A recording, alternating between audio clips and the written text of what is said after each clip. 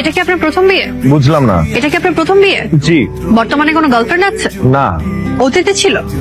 না, অতীত বর্তমান কোনো কালই কোনো গার্লফ্রেন্ড ছিল না। কেন ছিল না? আমি কখনো কোনো প্রেম করিনি তাই। কেন প্রেম করেন? আপনার কি কোনো শারীরিক সমস্যা আছে? আসতে মানুষজন শুনতে পাবে। আপনি কি আমাকে দেখতে এসেছেন নাকি আশেপাশে মানুষজন? জি, আপনাকে দেখতে এসেছি। তাহলে আমাকেই দেখেন। এখন বলেন আপনার কোনো শারীরিক সমস্যা আছে কি না? দেখেন, আমি এটা কখনো যাচাই করে দেখিনি, তবে আমার বিশ্বাস আমার এই ধরনের কোনো সমস্যা নেই। আপনার শরীরে কোনো ট্যাটু আছে? একটাও নেই। আপনি চাইলে আমি আপনাকে। না না না, না, থাক। আপনি আমাকে এতগুলো প্রশ্ন করছেন কেন? কারণ আপনি কানাডা থাকেন, অথচ আপনার গার্লফ্রেন্ড নেই, কখনো প্রেমও করেননি। ব্যাপারটা কেমন অস্বাভাবিক না? আমি প্রেম করিনি কারণ আমি প্রেম করার মতো কাউকে খুঁজে পাইনি তাই। নাইট ক্লাবে যান? না আচ্ছা, আপনি কি আসলে কানাডা থাকেন? না আপা, আমি আন্দরকিল্লা থাকি। আমার সাথে একদম ফাইজলামি করবেন, আমি আপনার বেআইন না। দেখেন, আমি কানাডা সিটিজেন, আমার কাছে পাসপোর্টও আছে। আপনি যদি চান আমি আপনাকে সেটাও দেখাতে পারি। কিন্তু আমাকে নিয়ে আপনার এত সব সন্দেহ হওয়ার কারণটা কি? কারণ আপনি কানাডা থাকেন, অথচ ড্রিঙ্কস করেন না, গার্লফ্রেন্ড নেই, নাইট ক্লাবে যান না। ব্যাপারটা আমার কাছে নর্মাল লাগছে। দেখুন, একটা মানুষ দেশের বাইরে থাকে তার মানে তার এসব থাকতে হবে এর কোনো মানে নেই। আমি আপনাকে পৌঁছে দিই। না, আমি একাই যেতে পারবো। ওনার নাম মেঘ, উনি কানাডায় থাকেন।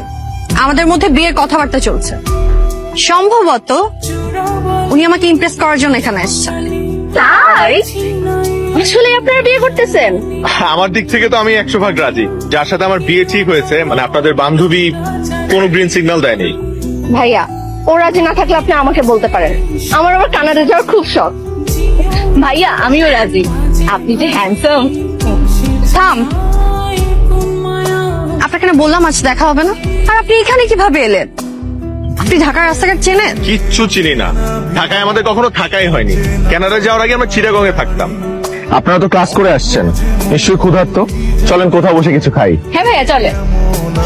না, আমাদের হাতে কোনো সময় নেই। আমরা এখন নীল খেতে যাবো বই কিনতে। তাহলে আমিও যাই আপনাদের সাথে নীল খেতে। অবশ্যই ভাইয়া, চলেন।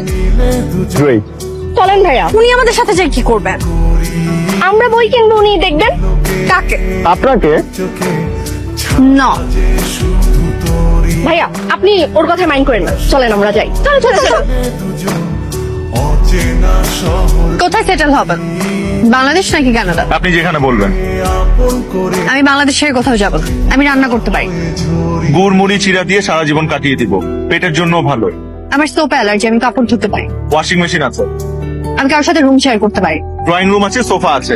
সোফায় কাটিয়ে দিব ঘুমিয়ে। আমরা প্রায় একই রকম দেখতে। বাইরে বেরোলে মানুষ ভাববে হয় আমরা ভাই বোন, না হলে বোন। তা তো ভালোই হলো, হাজবেন্ডের সাথে এক্সট্রা একটা ফ্রেন্ডও পেলে। আমার অলরেডি অনেক ফ্রেন্ড আছে, নতুন করে কোনো ফ্রেন্ডের দরকার নেই। আচ্ছা, ও এভাবে কথা বলছে কেন? কথা বলার ধরন দেখে মনে হচ্ছে ও আমাকে বিয়ে করতে যাচ্ছে না।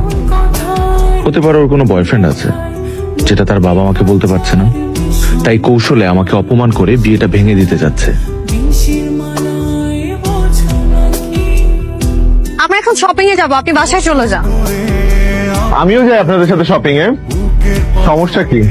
সমস্যা আছে। আমরা এখন নিউ মার্কেটে যাব। আপনি মেয়েদের শপিং এ গিয়ে কি করবেন? অযথা বিব্রত হবেন। না না ভাইয়া, আপনি আমাদের সাথে চলেন না। ভাইয়াকে আমরা বিব্রত হতেই দিব না।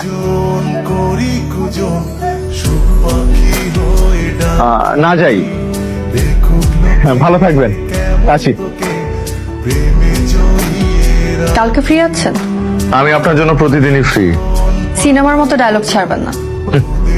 শোনেন, কালকে আপনাকে নিয়ে সপ্তপুর যাব। আমার দাদা বাড়ি ওখানে। আমার এই দুনিয়ার সবচেয়ে প্রিয় মানুষ থাকে। উনি আপনাকে দেখতে চেয়েছেন। কেউ নেই। আমার দাদি আগে আমাদের সাথেই ঢাকায় থাকতেন, কিন্তু দাদা মারা যাওয়ার পরে উনি গ্রামে চলে গিয়েছেন, কারণ দাদার কবর ওখানে। এনিওয়েজ, আপনি কালকে সকালে রেডি থাকবেন। বাই। ওনারা হচ্ছে আমার চাচা চাচি। আসসালামু আলাইকুম। আসসালামু আলাইকুম। এই বাবা, কি করবি? 1000 বছর বেঁচে থাকো বাবা। ছোট মা, বোকা বোকা দোয়া দিও না তো। উনি 1000 বছর বেঁচে থাকবে কিভাবে? ভূত হয়ে? এটা হচ্ছে নিলয়, হ্যালো, নিলয়। আমার কাজিন। আর এটা হচ্ছে আমাদের সবার কলিজার টুকরা তিথি। ও ক্লাস 8-এ পড়ে। আপনি দেখতে একদম পরীর মতো। কিন্তু আপনি আমাকে আপনি করে বলছেন কেন? আমি তো আপনার ছোট। ও আসলে ওই পরিদের সাথে আগে কখনো দেখা হয়নি তো, পরিদেরকে আপনি বলতে হয় না তুমি বলতে হয় এটা আমি জানি না।